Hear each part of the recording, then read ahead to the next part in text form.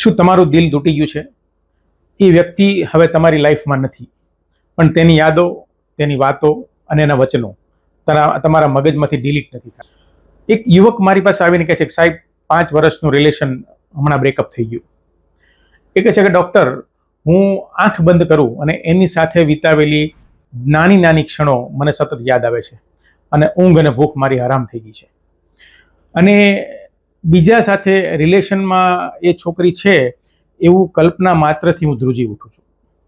તો મિત્રો, આ છે બ્રેકઅપ ગ્રીફ. આને અવગણશો નહીં.